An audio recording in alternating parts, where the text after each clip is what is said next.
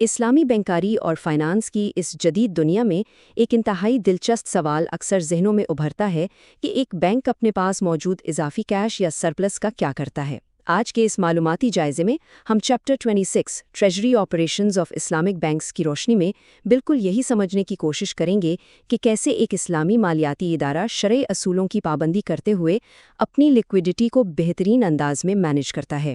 اس گفتگو میں ہم مرحلہ وار آگے بڑھیں گے۔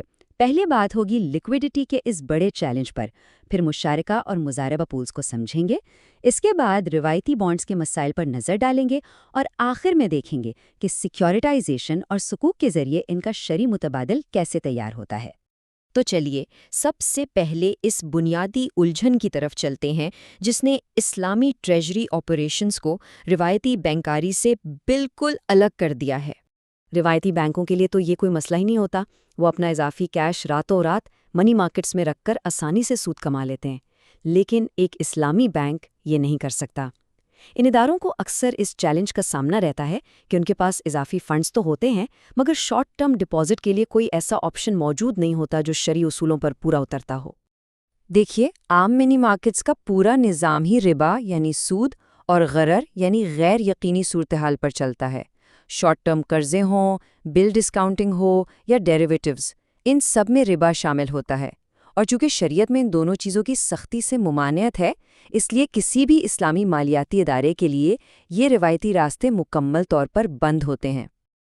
اب سوال یہ ہے کہ اس قلیل مدتی یعنی شارٹ ٹرم لیکوئڈٹی کے مسئلے کو کیسے حل کیا جائے۔ اس کا جواب مشارکہ اور مضاربہ کے نہایت شاندار نظام میں چھپا ہے۔ جب بھی کسی اسلامی بینک کو مارکیٹ میں اضافی فنڈز لگانے ہوتے ہیں تو وہ ایک خاص نظام کا استعمال کرتا ہے۔ بینک اپنے اثاثوں جیسے مرابحہ، سلم یا اجارہ کا ایک پول بناتا ہے۔ دوسرے مالیاتی ادارے اس پول میں اپنا سرمایہ لگاتے ہیں، اور جو بھی حقیقی نفع یا نقصان ان تجارتی سرگرمیوں سے پیدا ہوتا ہے اس میں برابر کے شریک ہوتے ہیں۔ مطلب یہاں کوئی طے شدہ سود نہیں بلکہ تجارت کا حقیقی نتیجہ تقسیم ہوتا ہے۔ لیکن ان پولز کو قابل تجارت بنانے کے لیے بھی ایک شرط ہے۔ شریعت کے مطابق ان پولز میں زیادہ تر حصہ ٹھوس اور فزیکل اثاثوں کا ہونا چاہیے، یعنی عام طور پر 51% سے زیادہ حصہ اجارہ پر مبنی ہوتا ہے۔ ویسے فقہ حنفی کے کچھ علماء اس بات کی بھی اجازت دیتے ہیں کہ اگر پول میں کم از کم 10% بھی ٹھوس اثاثے ہوں تو اس کی تجارت کی جا سکتی ہے۔ بنیادی اصول یہی ہے کہ یہ صرف خالی کاغذ کی رسیدیں نہیں ہو سکتیں۔ شرعی اصولوں پر سختی سے عمل درآمد کے لیے ایک انتہائی جدید پول مینجمنٹ سسٹم کی ضرورت ہوتی ہے۔ ہر پول کو ایک بالکل منفرد شناختی نمبر یعنی پن دیا جاتا ہے، اثاثوں کو ایک دوسرے سے بالکل الگ رکھا جاتا ہے، اور منافع کی تقسیم کے لیے پہلے سے طے شدہ ویٹیج استعمال کیے جاتے ہیں۔ اس ساری محنت کا مقصد یہ ہے کہ سرمایہ کار کو صرف اسی پول کے حساب سے نفع یا نقصان ملے اور سارا عمل مکمل طور پر شفاف رہے۔ شارٹ ٹرم کا حل تو مشارکہ اور مضاربہ پولز نے دے دیا، لیکن اب ذرا لانگ ٹرم لیکوئڈٹی کی طرف چلتے ہیں، جہاں ہمارا سامنا روایتی بانڈز کے مسئلے سے ہوتا ہے۔ ایک روایتی بانڈ دراصل ایک قرض ہوتا ہے جس پر جاری کرنے والا ایک طے شدہ سود ادا کرتا ہے۔ اب چونکہ شریعت میں قرض پر کوئی بھی فکس ریٹرن لینا ربا کہلاتا ہے، اس لیے کسی اسلامک بینک کے لیے انہیں جاری کرنا یا اپنے پاس رکھنا قطعی طور پر ناممکن ہے۔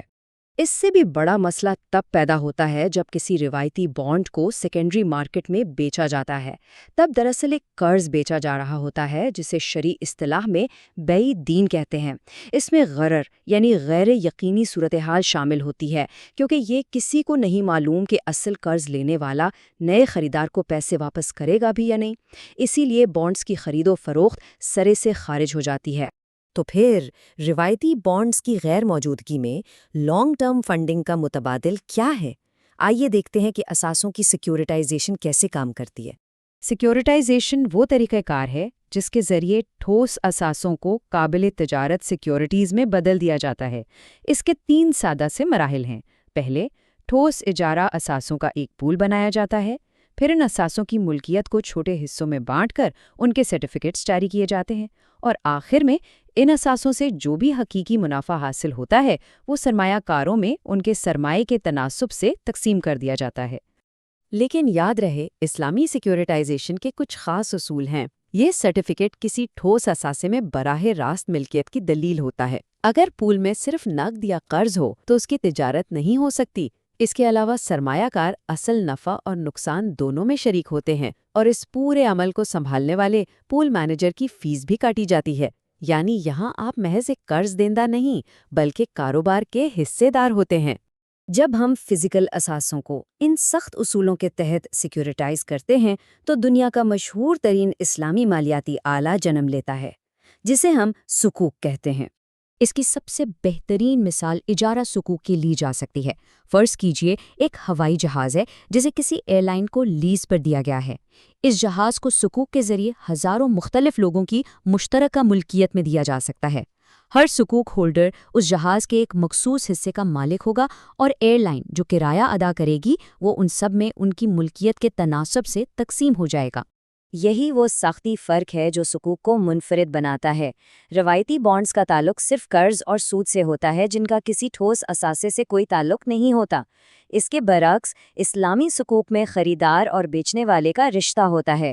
سکوک ہولڈرز ملکیت کی تمام ذمہ داریاں اور خطرات بھی اٹھاتے ہیں، جس کا مطلب ہے کہ تمام مالی منافع حقیقی معاشی سرگرمیوں سے جڑا ہوتا ہے۔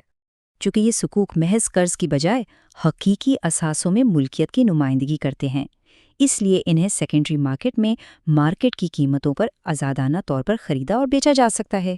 اس نے مارکیٹ کو ایک زبردست لچک اور لیکوڈیٹی فراہم کی ہے، اور آج حیرانگیز بات یہ ہے کہ نہ صرف اسلامی مالیاتی ادارے بلکہ پوری دنیا میں حکومتیں اور کارپوریشنز سکوک کا کامیابی سے استعمال کر رہی ہیں۔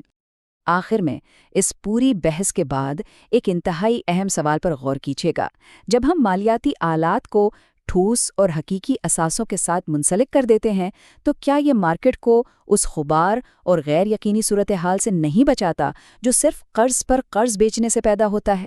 سکوک اور مشارکہ پولز کا یہ نظام نہ صرف شرعی اصولوں کی پاسداری کرتا ہے بلکہ ایک ایسی مستحکم معیشت کی بنیاد بھی رکھتا ہے جو حقیقی پیداوار پر استوار ہو۔ آج کے اس معلوماتی جائزے میں ساتھ رہنے کا بہت شکریہ۔